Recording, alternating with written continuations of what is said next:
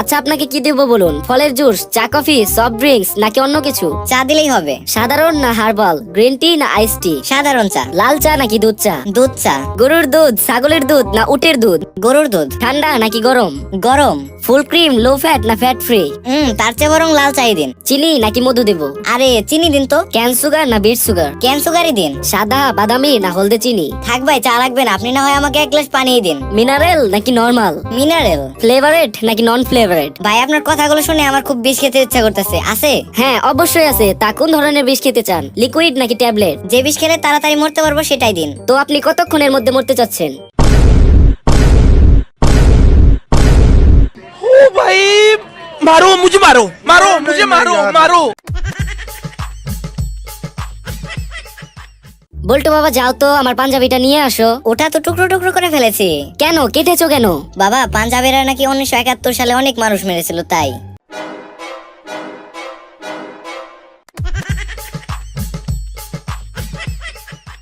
বল্টু তুমি সারাদিন এত চুপচাপ থাকো কেন? কই, আমি তো কথা বলি। তোমাকে অযথা এত বকাঝকা করি, তুমি কিছু বলো না, প্রতিবাদও করো না। কেন বাবা, আমি তো প্রতিবাদ করি। কই করো? আমি তো দেখি না। কেন বাবা, তুমি দেখো না? তুমি রাগ করলে আমি টয়লেটে যাই। কেন টয়লেটে গেলে কি রাগ কমে? আর টয়লেটে গিয়ে তুমি এমন কি করো যে তোমার রাগ কমবে? কেন বাবা, আমি তো টয়লেট ব্রাশ করি। টয়লেট ব্রাশ করলে কি রাগ কমে? কেন কমবে না? আমি তো তোমার দাঁত মাজার ব্রাশ দিয়ে টয়লেট ব্রাশ করি।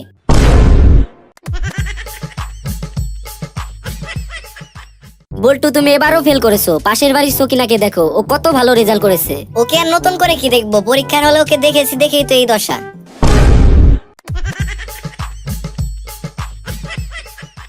বল্টু বলো তো লাভ মানে কি? স্যার, বিক্রয় মূল্য থেকে ক্রয় মূল্য বাদ দিলে যা থাকে তাই লাভ।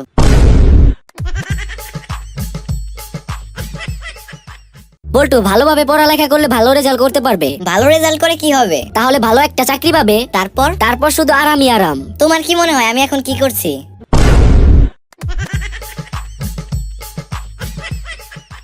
বাবা জানো, ভাইয়া না আজকে পোকা খেয়ে ফেলেছে। বলিস কি? সর্বনাশ হয়ে গেছে। বাবা তুমি ভয় পেও না, আমি ভাইয়াকে সঙ্গে সঙ্গে পোকা মারার বিষ খাইয়ে দিয়েছি।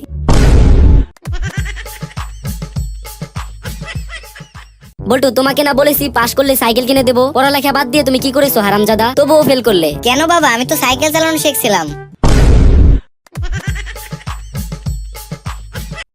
ভাই, আপনার দোকানে কি সিম আছে? হ্যাঁ ভাই, আমার দোকানে অনেক সিম আছে। আপনার কয়টা লাগবে? আমি একা মানুষ, এত সিম দিয়ে কি করব? আমাকে অল্প কিছু সিম দিলেই হবে। ভাই আমি আপনাকে কোন কোম্পানির সিম দেবো? বাংলা লিংক না এয়ারটেল? আর গ্রামীণ তো একটু বেশি ফাস্ট, যেটা আপনার লোকেশনের উপরে নির্ভর করে। ভাই আমি এত কিছু বুঝি না, আমাকে রান্না করে খাওয়ার মতো কিছু সিম দিলেই হবে। ভাই আজকে মোবাইলটা হাত থেকে পড়ে যায়, বন্ধ হয়ে গেছে। মোবাইলটা সার্ভিসিং করতে কত লাগবে? আপনি যত দিয়া কিনছেন তার অর্ধেক দিলেই হবে। কোন কি? আমি তো মোবাইলটা 32টা ঘুষিটা কিনছি, তো আপনারা কয়টা দিতে হবে? ভাই আমাকে একটা মোবাইল দেখান তো।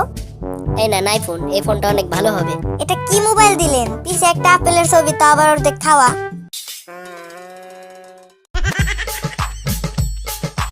আচ্ছা আমাকে অন্য আর একটা মোবাইল দেখান।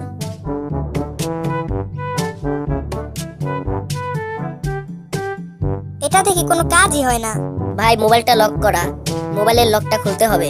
ও আচ্ছা, আমি লকটা খুলতেছি, দাঁড়ান। ভাই এভাবে কেউ লক খোলে নাকি? আপনার 14 গোষ্ঠীর কেউ মনে হয় মোবাইল চালায় নাই। ভাই তাহলে আমাকে অন্য একটা মোবাইল দেখান। এই নেন নতুন মোবাইল, 1 সপ্তাহ আগে আসছে।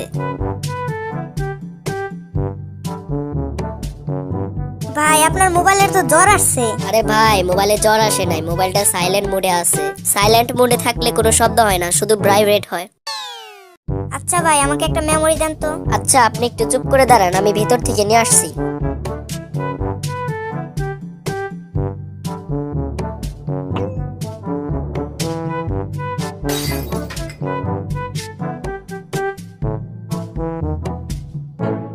চোর সবকিছু নিয়ে গেল, আপনি আমাকে ডাকলেন না কেন?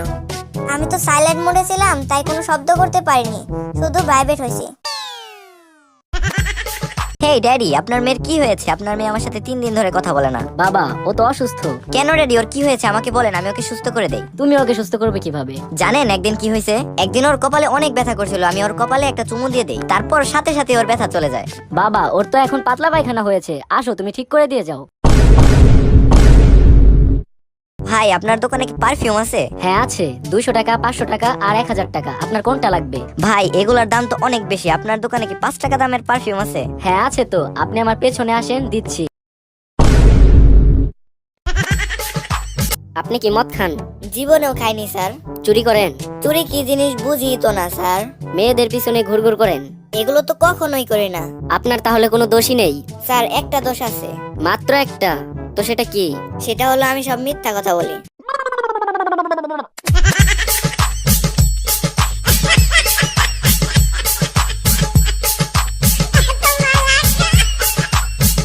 আজ থেকে তুমি এই বাড়ির একজন সদস্য। আমার মেয়ের মতো আমাকে তুমি মা বলে ডাকবে। আচ্ছা ঠিক আছে মা।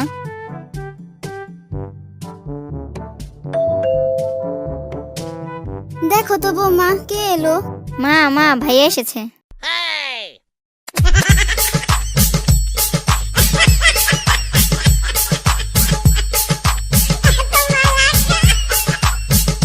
কিরে, ঘরের বাইরে বসে আছিস কেন? আর বলিস না, আজ আমার ম্যারেজ অ্যানিভার্সারি। বউকে একটা চেন গিফট দিয়েছিলাম, আর বউ আমাকে ঘর থেকে বের করে দিল। কেন, চেনটা কি সুন্দর ছিল না বুঝি? না রে, চেনটা ছিল সাইকেলের।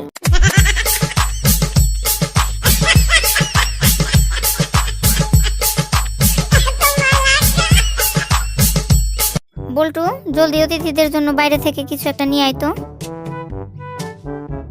ওনাদের জন্য একটি সিএনজি এনেছি, ওনারা যেন জলদি বাড়ি যেতে পারেন।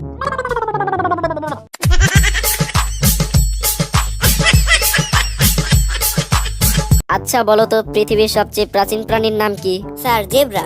তোমার কেন জেব্রাকে সবচেয়ে প্রাচীন প্রাণী বলে মনে হলো? স্যার, প্রাচীনকালে সবকিছুই সাদা কালো ছিল, এখন সাদা কালো বদলে সব রঙিন হয়েছে, কিন্তু জেব্রা এখনো সেই সাদা কালোই রয়ে গেছে, তাই জেব্রাকে আমার সবচেয়ে প্রাচীন প্রাণী বলে মনে হয়।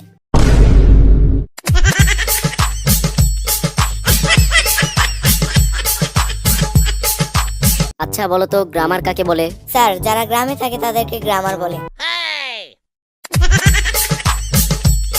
মনে করো তোমার বাবা শতকরা 10 টাকা হারে 500 টাকা ব্যাংকে থেকে লোন নিলেন, তাহলে 1 বছর পরে তাকে ব্যাংকে কত টাকা জমা দিতে হবে? কোনো টাকাই দিবে না স্যার। গাধা, তুমি এখনো এই অঙ্কই জানো না? স্যার, আমি অঙ্ক জানি, কিন্তু আপনি আমার বাবাকে জানেন না।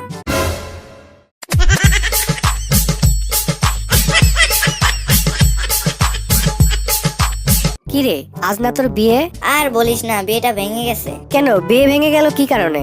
একটা মশা মেরেছিলাম। মশা মেরে আবার বিয়ে ভাঙে কিভাবে?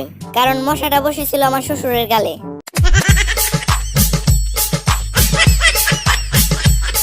শুনলাম তুমি নাকি জুয়া খেলো। আর জুয়া খেলো না, কারণ এতে আজ জিতবে তো কাল হারবে, পরশু জিতবে তো তারপরের দিন আবার হারবে। ঠিক আছে বাবা, আমি এখন বুঝতে পেরেছি, এখন থেকে আমি একদিন পর পর জুয়া খেলবো।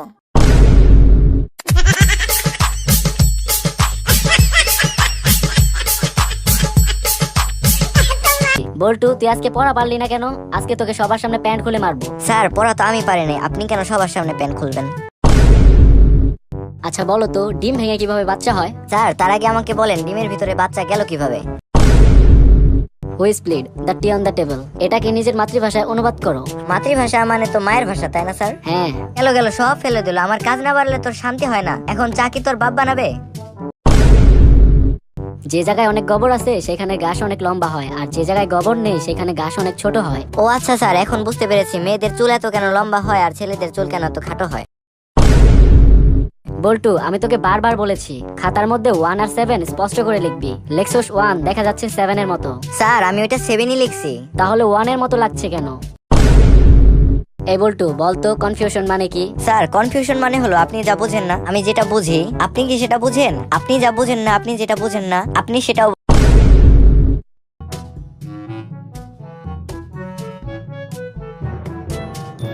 ডাক্তার সাহেব, এটা কি মিষ্টি লাগছে? না, এটা মিষ্টি না, নোনতা নোনতা। কিন্তু এটা কি? আর বলবেন না, পাশের বাড়ির একজন আমাকে বলল কোনো ভালো ডাক্তারকে দিয়ে টেস্ট করাতে যে আমার প্রস্রাবে সুগার আছে কিনা।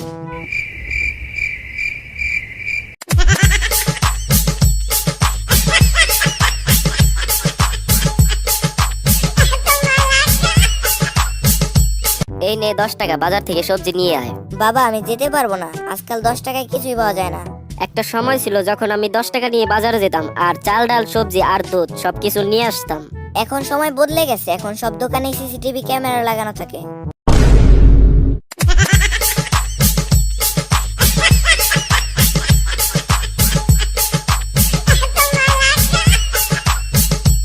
আপনার স্বামী মারা গেলেন কি করে? জানি না স্যার। মারা যাওয়ার আগে আপনার স্বামীর সাথে আপনার কোনো সমস্যা হয়েছিল কিনা? না স্যার, কোনো সমস্যা হয়নি। শেষবার সে হন্তদন্ত হয়ে বাড়িতে ঢুকেই বললেন, জলদি কিছু দাও, পেটে ইঁদুর দৌড়াচ্ছে। তারপর কি হলো? তাই আমি তাকে ইঁদুর মারার বিষ দিয়েছিলাম।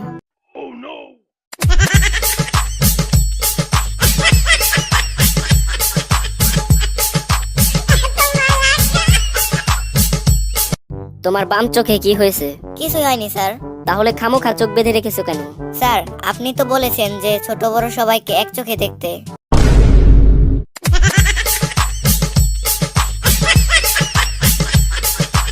বাবু 2টা টাকা ভিক্ষা দিন না। আজকে নেই, কালকে এসো। আরে কাল কাল করতে করতে এই এলাকাতে আমার কয়েক লাখ টাকা আটকে আছে।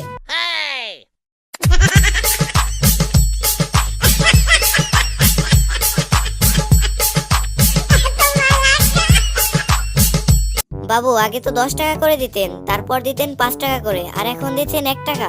আগে অবিবাহিত ছিলাম, এখন বিয়ে করেছি, আর কিছুদিন হলো আমাদের একটি সন্তানও হয়েছে।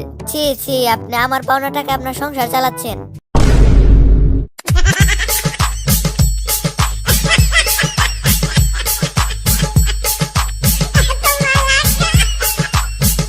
ডাক্তার সাহেব, আমার একটা প্লাস্টিকের বালতি ভেঙে গেছে, একটু তাড়াতাড়ি ঠিক করে দিন তো। আপনি কি জানেন আমি কি করি? হ্যাঁ জানি, আপনি প্লাস্টিক সার্জারি করেন।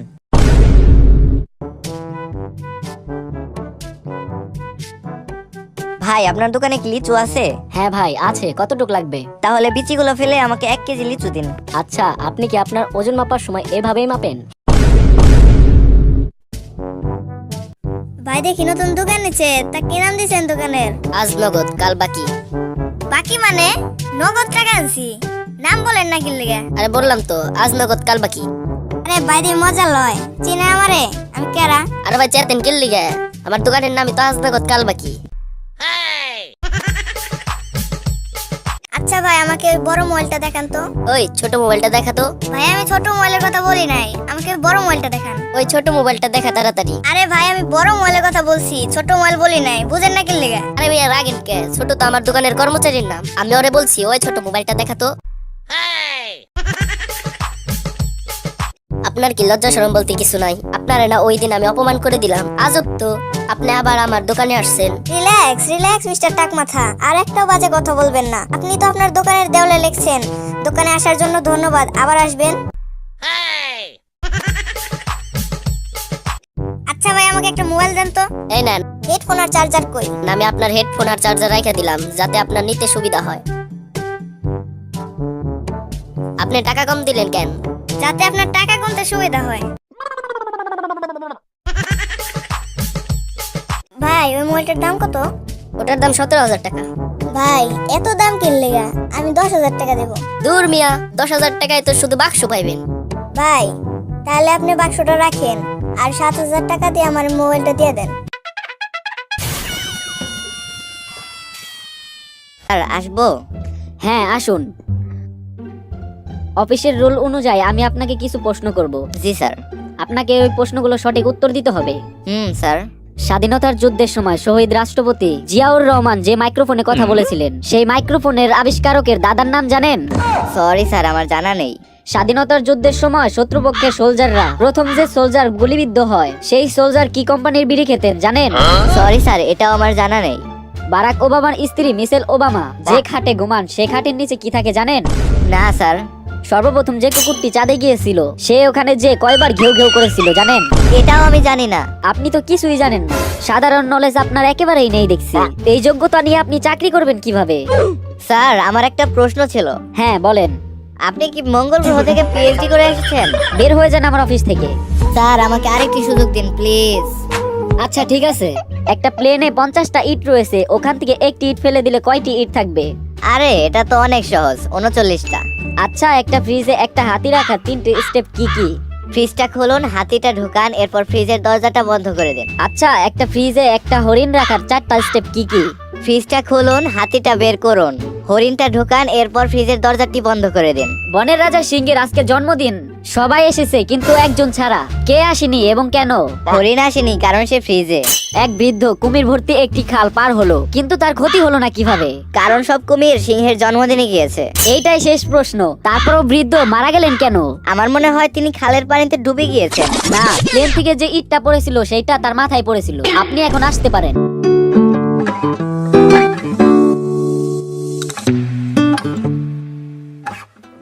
Come in come in. কি নাম আপনার? সকিনা। অফিসের রোল অনুযায়ী আপনাকে কিছু প্রশ্ন করব। শিওর। আপনার জন্ম কত সালে? 14 ফেব্রুয়ারি 2003। আর জাতীয় পাখির নাম? দোয়েল। বাংলাদেশ কত সালে স্বাধীনতা লাভ করে? 1971 সালে। বাহ, আপনি কি জানেন জাতীয় স্মৃতিসৌধ কোথায়? সাভারে। মাশাল্লাহ মাশাল্লাহ, আপনি তো সবগুলো প্রশ্নের সঠিক উত্তর দিয়েছেন। আপনার মতো মেধাবী একজনেরই আমাদের অফিসে প্রয়োজন ছিল। কাল থেকে আপনি অফিসে জয়েন করবেন।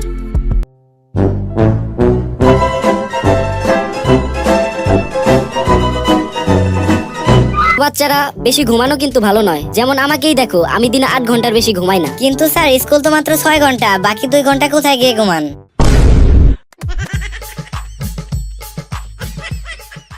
কি ব্যাপার বল্টু, তুমি ক্লাসে এসে ঘুমাও? ফাঁকিবাজ কোথাকার। কই স্যার, আমি তো ঘুমাইনি। ঘুমাওনি? ঠিক আছে। আচ্ছা, এখন বানরের ইংরেজি কি বলো? স্যার বানর ইংরেজি তো মান কি? আমার সামনে নকলবাজি হচ্ছে। জানি তো, তুমি বই দেখে উত্তর দিয়েছো। কই স্যার, আমি তো বই দেখে উত্তর দেইনি, আমি তো আপনার মুখ দেখে উত্তর দিয়েছি।